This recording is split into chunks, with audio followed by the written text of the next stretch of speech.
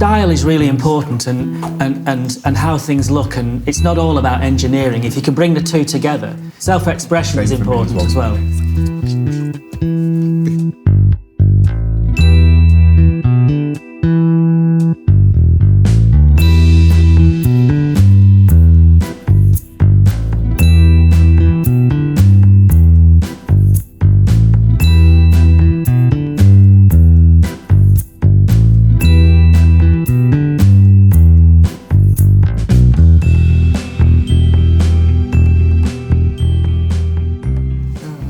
Hello, and my name is Chris. This is my sign name.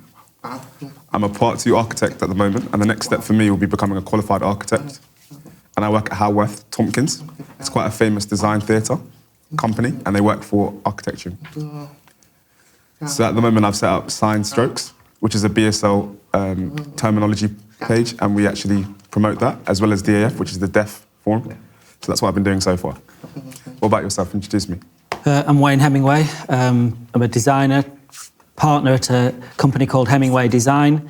We are multidisciplinary designers. We do a lot of town centre regeneration, interior architecture, retail design, events, placemaking. We cross a lot over with Haworth Tompkins in some areas.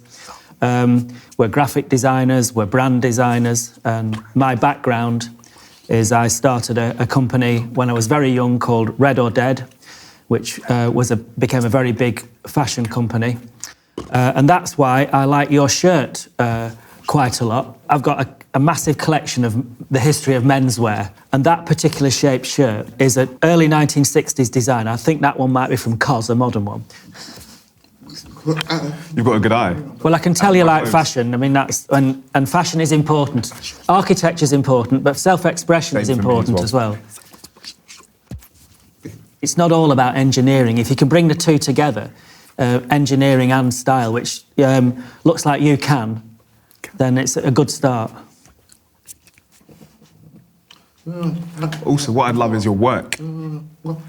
So I know you're involved in a lot of different things, but I think it's amazing to see Red and Dead is one of your creations, and how that's become Hemmingway Designs. How have you transitioned from that brand into Hemmingway Designs? What made you make that change?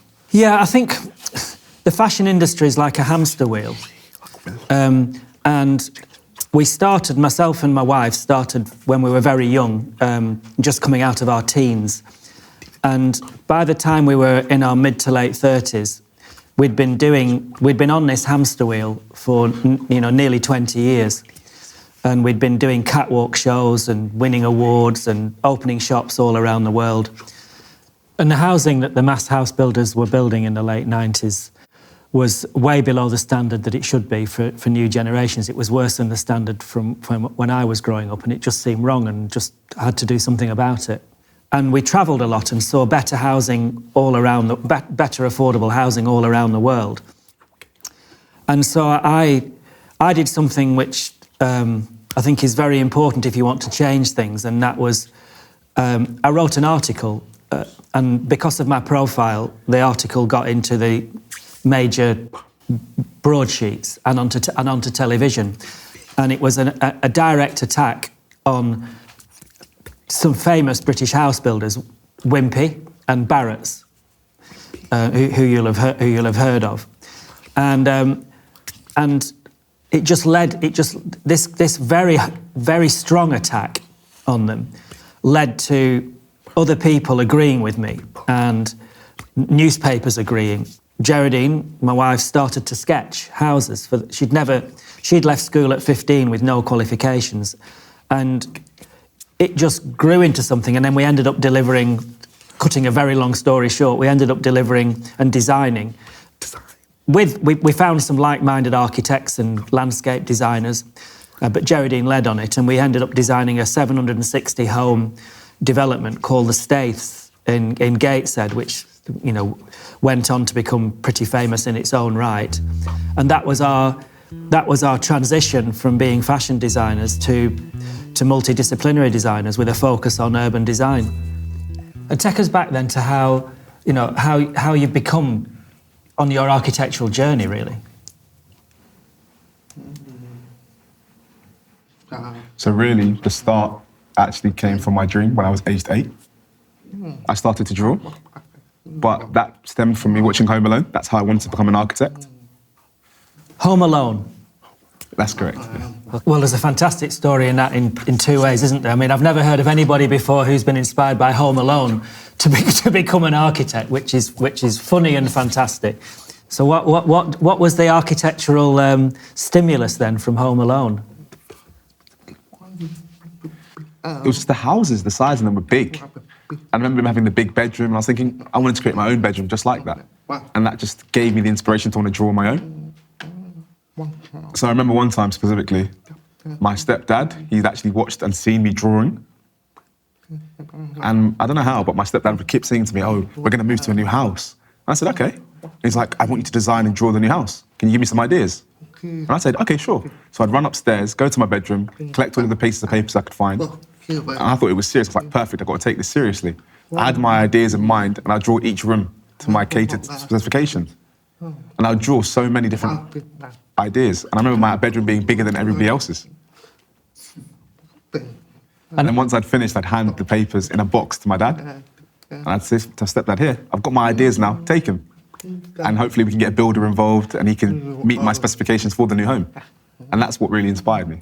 So just if we go back to, I'm really interested in you as an 8-year-old and, you know, a deaf 8-year-old who has got a passion for drawing houses and thinking about how they want to live in the future. What's the difference being an 8-year-old, a deaf 8-year-old to a hearing 8-year-old?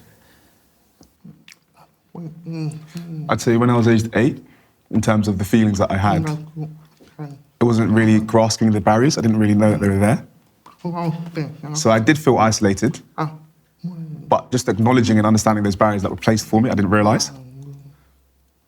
So I used to draw, and at that time as well, my stepdad, he didn't sign. He didn't actually sign to me. So he had to find other ways to communicate with me, and I had to find other ways to communicate with him, and that was via drawing. So you communicated through art, basically? Correct. And did that translate through to school?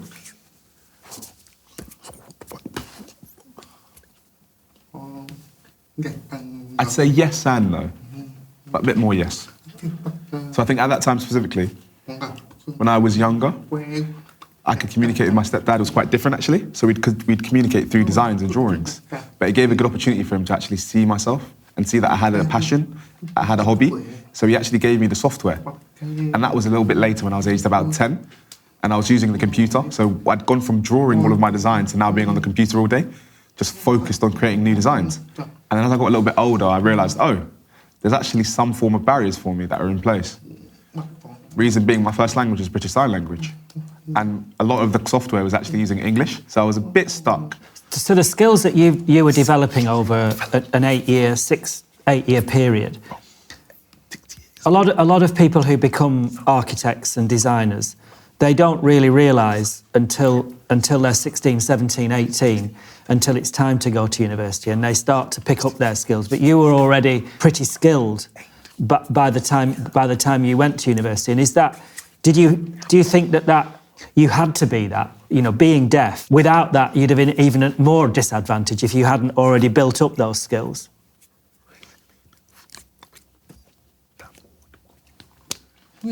Really, it wasn't a plan.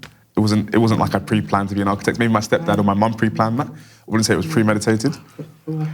But yeah, I didn't really realise before, so it was more so, I was like, I'm the only deaf person in my family. Everyone else is hearing. I can't always communicate with them. It just gave me something to do. And it was easy for me to be isolated and just focus while everybody was talking. So if everyone was having a conversation and talking, I'd be on the computer. That was my joy. And I just became immersed in it and immersed in it. And that just meant I could just be myself, isolated, but working on the computer. And it brought me happiness. How difficult is it as a deaf person to get through all those layers of education? So I went to UCA. And that was actually to study interior architecture. And that was a little bit different to architecture. Reason being, when I actually met the deaf architect, he was a white male, as I explained, and I did have confidence issues then. So I thought I didn't have the confidence just yet to go into architect. So I said, okay, let me do interior architecture. It's a different pathway, but it's something I can imagine myself doing. Because to become an architect, it takes 7 years. And I thought, what if I do the 7-year degree and I don't get a job? Or maybe I should just do 3 years instead, get a degree and can get a job with a useful skill. So I thought, okay, I'll go to UCA, I'll do that 3-year route, but then it hit me. I thought 7 years versus the 3 years. In terms of having that experience with Mary Hare, with all my deaf peers, leaving that bubble to now have hearing people, I felt nervous. How do I communicate with these people? My family are hearing, like I've said, but some of them have the basic knowledge of sign language. We can still communicate, but for me, it was a confidence issue. But yeah, that's definitely when the impact started. Had Haworth Tompkins given any work to deaf aspiring architects before? Do you know? So I was the first deaf person ever, actually. And what was that like going into, like a medium, large-size architectural firm, being the first? And I'd be surprised there wouldn't be a lot of black architects there either, would there? So I didn't know if they would accept me or not. But I think what did help me was with King's College, they've got a very good relationship with Haworth Tompkins and the other architectural programs that are offering 1-month internships. And they actually are quite strong believers in equality and fairness. So for me, it was lucky that I did get in. What was it like going into Haworth Tompkins, after your work experience, when you'd got the job? Those first few weeks and months? That's a very good question, actually. I feel there wasn't enough resources. In what way, resources?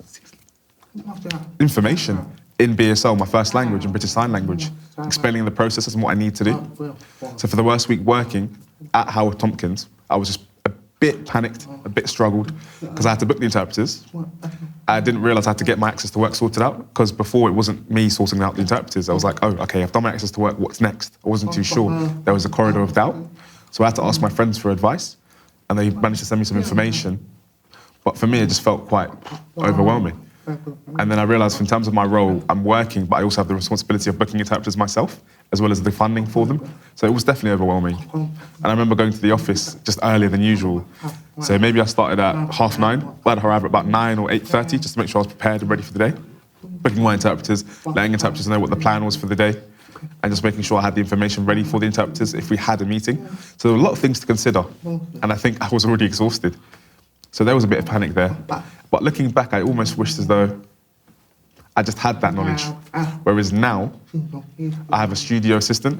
They can help me with the interpreters. They can help me with the paying for the interpreters, access, and just sending invoices. So it's not my role. But if I knew that before, I could have just delegated that, and it would have been easier, but that wasn't the way it was. But have you had to, as a deaf person, have you had to work, harder? Do you have to work harder? I think always, yeah, that's always the case. So it's working double or triple hard. Yeah. Yes, I need to prove I can do the job. But at the same time, it's also dependent on the interpreter, if they're available. So for example, I've got colleagues, they can have a meeting. They can have multiple meetings in the same day. I can't. I have to make sure the interpreter's booked. I also have to make sure that they've got a co-worker. Because there's some examples in some cases where I have an interpreter that's booked for all day by themselves, and they've got limits, they've got stresses as well. So if I have 2 interpreters present, then I can have a meeting, and then I can have another meeting. But they also need to have a break too. But one of the barriers is the funding too. Can I pay for 2 interpreters every single day? No. The funding for a year is just not enough. So it means I've got barriers, I've got limitations that I still have to deal with. Soon time for me, especially when you're older, it's more so you become exhausted, you're a little bit more tired, and I don't want to feel every single day going to work, I've got this stress on my mind of the interpreters and all these other aspects and factors, and colleagues and being nervous and anxious. I think that's the difficult thing, because in all parts of the design industry, it's, as you know, it's on the go all the time. It's fast. It's really fast moving, and the pressure to complete a project at the speed the client wants you to complete it, and so that financially, you've got to work at pace for it to financially work. And if the interpreter doesn't show up, I assume that's causing real problems, because it's slowing you down, it's slowing the project down. Is that one of the biggest challenges? Absolutely right. At the same time too, the aim is to have the same interpreters and have a pool of interpreters that I can rely on. because they know my projects, they know what I'm doing with regards to the work I've done, or they've been with me for a while now. So it's difficult when a new interpreter comes, because it's me, they're repeating the information, explaining to them what this and that means. And it's easy to forget some of the information. Or say I've got a meeting and they're like, oh, you never let me know. I'm like, oh, because my usual interpreter would know, or I'd say they need a co-worker. Because if there's one interpreter and there's a meeting, or there's multiple meetings, you'll become very, very drained very quickly and you'll be exhausted. Or the translation won't be as smooth, and that affects me because I'm looking at the information that you give me. So it's a lot of repetition, it's a lot of explaining and reiterating the information, and that can actually become frustrating for me because it's really important what I have to do in terms of work, but I'm now having to spend time to teach you, and that becomes frustrating as well. So things always get bad when you're working for anybody. What's your worst experience? So I was given 5 university offers, and I wasn't too sure which one to decide on, and I'm going to try something different. So I decided to actually think, should I stay at King's College or should I try at university?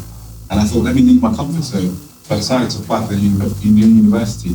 So I rejected 4 other offers, and I decided to go with URA. Once I was accepted in, I went and I had a consultation as I wanted to understand what my access would be in regards to the course. So it gave me some insight as to what I needed. I explained I needed 2 interpreters, I needed a note taker. And I need a teacher of the deaf throughout my experience. So one thing that hit me from that response was, we have a small department, which means we don't have enough funding to cover that. And I said, just to clarify, does that mean that disabled students, in terms of the allowance to receive for the budget, that's finished? And you want me to cover the rest? And they said, oh, yes, we have a small department. And that made me quite stressed because I wasn't too sure if they were going to cover the funding for my interpreter, note taker, and my teacher of the deaf. I needed that support network, and it seemed as though they weren't offering that support. And I remember one person asked me a silly question. They said, if you go to a lecture, you can just watch it online. You don't have to go there face to face, just watch it on the YouTube. And I thought, what about subtitles? And I said, how would that work if I want to ask a question and I'm not there physically? So I just have to sit there and deal with it. So it felt as though I was already feeling the frustration boil up, and they weren't aware. And this was before I'd even started the course. So I was really stressed. I wasn't too sure. I was in doubt. I kept emailing for updates. I wanted to make sure that top-up would be there in case the funding had run out. And I remember I started a month into the course. And already there was problems with the budget. They were panicking, they weren't too sure, which meant I missed a lot of opportunities. A lot of training that was offered I couldn't have. A lot of usage of software that was taught, I couldn't have that. There were so many gaps that formed. I was so stressed. Because I remember at that period of time, I was studying for the MA, I was advocating for my rights, getting the funding, and I nearly had a breakdown. And that was 2 weeks into the Christmas holiday. And I just thought, yep, I don't want to carry on, I just want to quit. And the impact there was so great. Sadly, things have to be tough to go on and do something that starts to be a change maker. Something has to happen to you.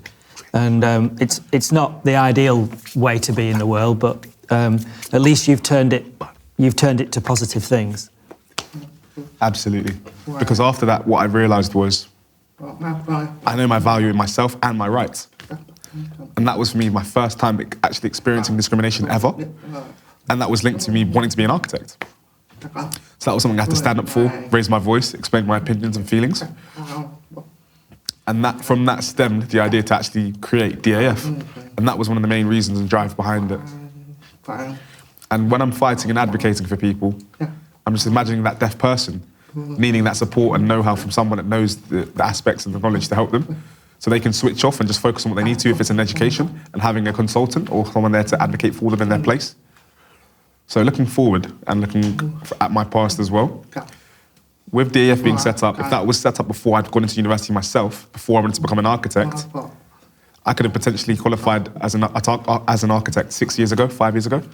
So it's a matter of having to have them barriers removed, having to fight for myself, then allowed me to become an architect, but it was almost 6 years too late. And now for me, the next step is part 3. It's on hold at the moment. Reason being, I still have some form of barriers, because that's more exam-based. That's linked to regulations and court orders.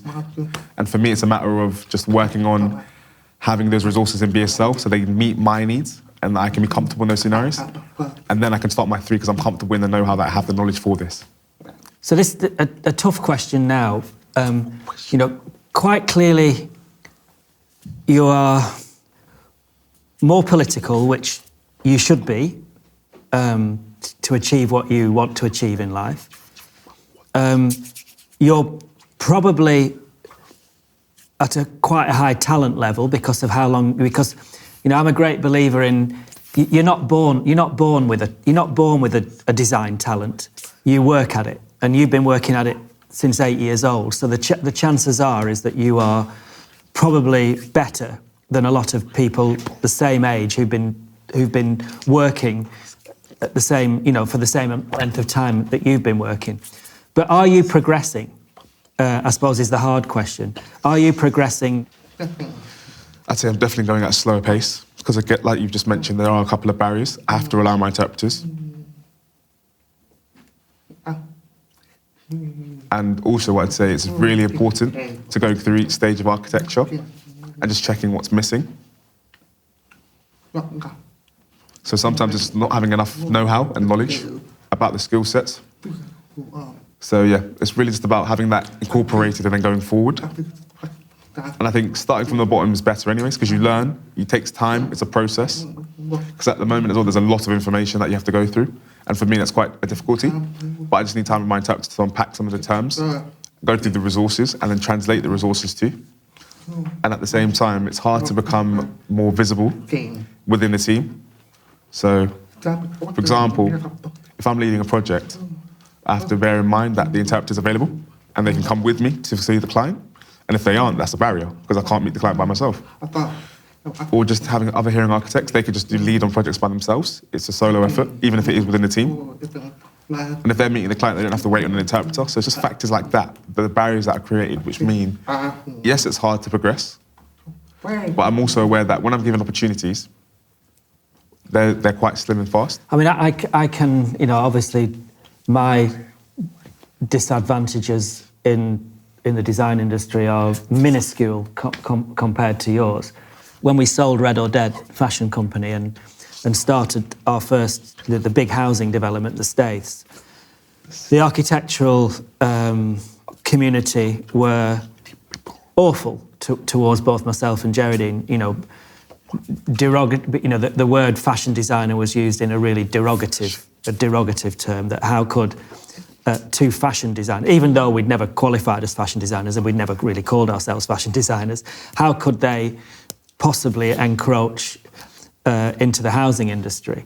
How could they design homes? How could they design a very large community for 3,000 people? And it was constant. And the only way you can, but I should think that, from the short time that I'm getting to know you, that the only way to do these things is to prove people wrong. And you have to just work harder, but because proving people wrong is quite a powerful thing. I would most definitely agree with what you're saying. It's a really good point. Just proving people wrong. And at the same time, though, I think once you have finally proved people wrong, it depends on if they're new people in the team, were they there before? Have they seen the change? Have they got the right attitude? Or is it a process where I'm starting it again with new people and new team members that don't know me? How have you put, your life experience into your work, into the spaces that you work in? So, in terms of my working environment, I say I'm more focused. I'm working on desk spaces. And I think that's where the real value is for myself. Reason being, there's still gaps. There's not enough resources. There's not enough awareness and know-how. So for me as a deaf person myself, and having the perspective of that, as well as being a designer, I think that's where my skill sets can shine and find the gaps, fill the gaps, and provide access for the deaf people. So I remember there was an article in about 2017, and it actually focused on the study of architecture, but they didn't realise the impact of it itself on the community through the design process. So for me, it's a matter of why don't we showcase that here? Bring that awareness and show that in the UK. So what are the innovations then?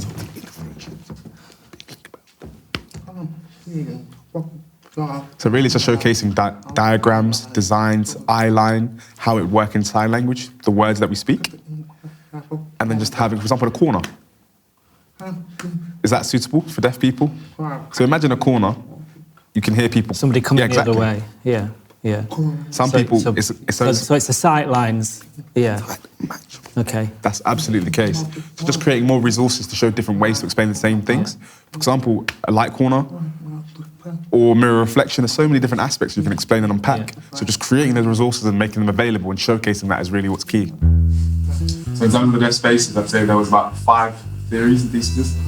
There's vibration, there's reflection, there's transparency, there's visibility, as well as reaching.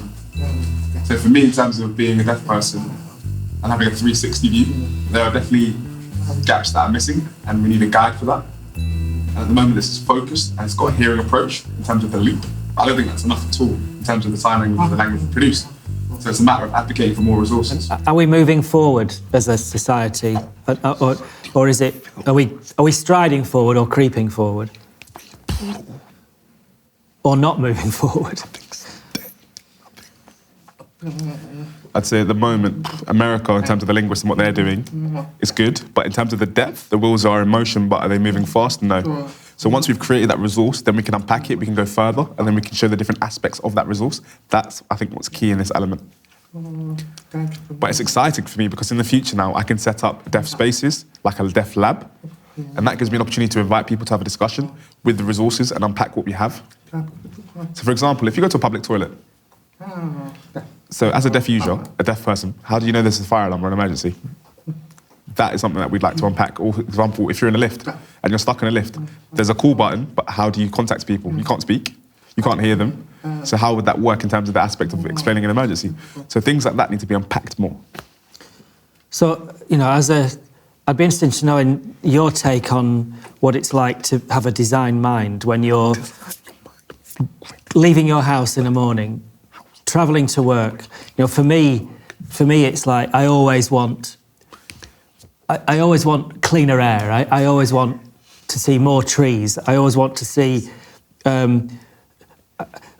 I always want to see a place where you feel safer as a pedestrian, where you feel like you press a button and it changes for you rather than you wait 2 minutes and give all the cars the first chance to carry on along the road. I mean, and it's constant. I want to see benches somewhere where I can sit and read the paper. And it's just, what do you feel? You know, because when you're a designer, and I can tell that you're like this, that you never really rest. That doesn't mean that you're forever kind of not happy. It means, but you're always looking for ways to improve things. That's what being a designer is. What do you know? What is it like from leaving your front door to getting at your desk?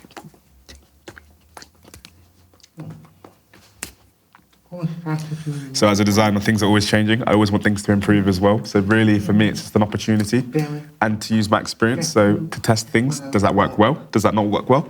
And at the same time as well, I'll ask other deaf users or deaf people. In terms of deaf space, do you know, are you aware? And they'll say, I've adapted to the situation. So it's not that the situation's adapted to me almost, it's just that I've put up with it. But that's not right, actually. The situation should adapt to me. I shouldn't have to adapt to the situation. So for me, talking to deaf people, it's interesting that they just bear with or put up with certain things. So for me, it's just how can I change things, improve access and make things more smoother for other people? I think in terms of my process, like I said, I want to set up the Deaf Space Lab. I want to create more resources in different areas. I think theatre is key for me, but it's still behind. Same with the restaurants, nightclubs. Especially with a nightclub, it's dark, you've got the music, and most deaf people are always vacated near their phones, and you'll see them with their lights to have a conversation. So I'm thinking, why do I need to bring my phone to have a conversation in a nightclub? So I feel like I'm sat opposite a remarkable individual and kind of part of a perfect positive storm, really, where somebody who has been driven from self-driven from a very early age and found a passion and has navigated their way to turn that passion into a career and then into more than a career, into starting to help other people. But something's telling me that, with inside me, that the next Chris who's coming up, the next 8 to 10-year-old, or probably a bit older when most people start thinking about what they want to do, is not going to find it any easier and might not be as driven or as supported as you've been by a family. And what's next for you then, you know, with DAF? So Deaf Architecture Fund. So I've been thinking and contemplating on what to do. So I'd say we started 2021 officially. And that was after finishing at the University of Royal Arts and facing that discrimination, I realised I had to set up DFA. And the Deaf Architecture Fund was needed to bridge the gap between people in the deaf community that wanted to become architects. And just looking around, I was thinking, there's deaf architects, but there's not a lot of them. I'd say there's probably 5 or 6 that are qualified in the UK as a whole. And that was the first step. So remove the barrier and allow people in the deaf community to have the same recognition. And also, currently, I'm still working as an architect, so breaking the barriers and allowing other people to shine and come through, as well as myself. Can you tell us a little bit about when you first met the deaf architect, the other deaf architect? At that time growing up, I couldn't see a black deaf architect. There was no role model there. So I thought, if I met a black deaf architecture at that time, it would have empowered me even more. But I just know there's certain privileges they have that I don't have. So Black Lives Matter made a big difference, as a lot of people had to pause and become aware of the diversity needed, and it also highlighted the need for the deaf community. Then you have the DSL Act, which has raised even more awareness and made people recognise and acknowledge what's needed. At the same time as well, I'm very thankful to meet the person too. I've also met a mixed race deaf architect too. And that was through BSL tours. And that's actually how it gave me more empowerment too. And that meant it put me back on track to wanting to become an architect. And that really helped boost my confidence. And that meant that I could work with deaf architects from various backgrounds. And that was really important for me, having representation in the field, especially as a young person looking up to people and wanting that role model. So I thought it made a very big difference. So at the moment as well, I'm trying to look for some female deaf architects. And I know that you're a proper activist. What would you change about education?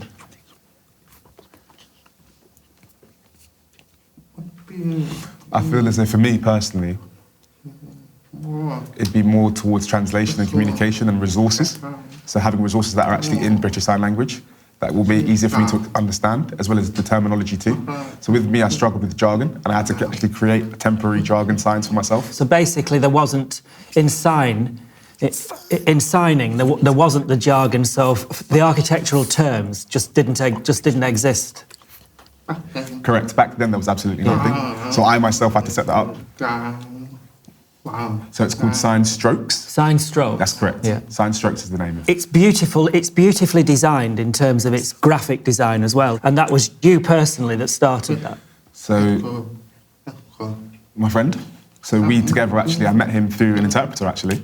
And the interpreter was like, he's an architect. And we had discussions and been explaining our discussions and explaining the struggles that we had with the university, the jargon.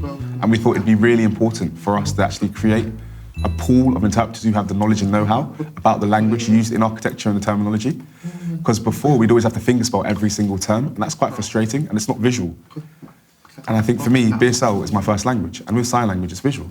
So you've broken into an industry, and you're succeeding within that industry.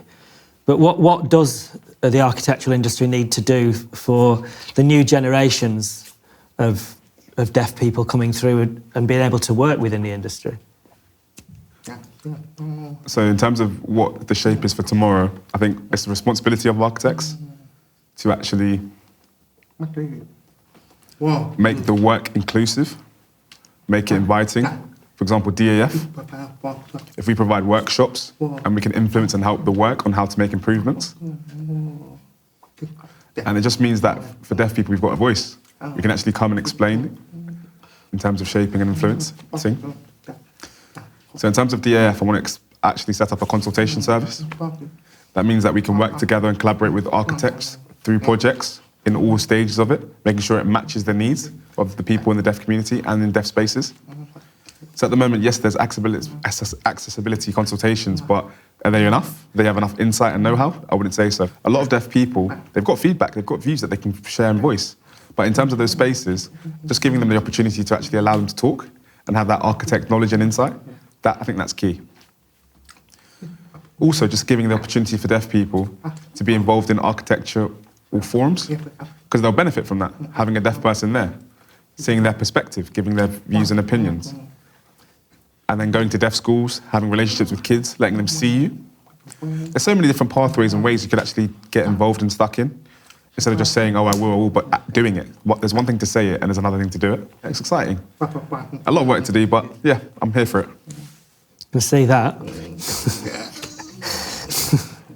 Well, it's been a thoroughly enjoyable meeting, Chris, and I can't help thinking about how we can work together, the natural entrepreneur, cooperative thinker. We need to, number one, we need to find a theatre project to work together on.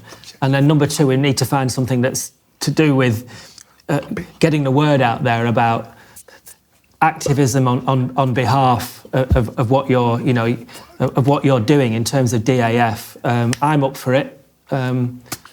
Yeah, definitely. Really thank you as well for this time listening to you. I really appreciate and look forward to working and staying in contact with you.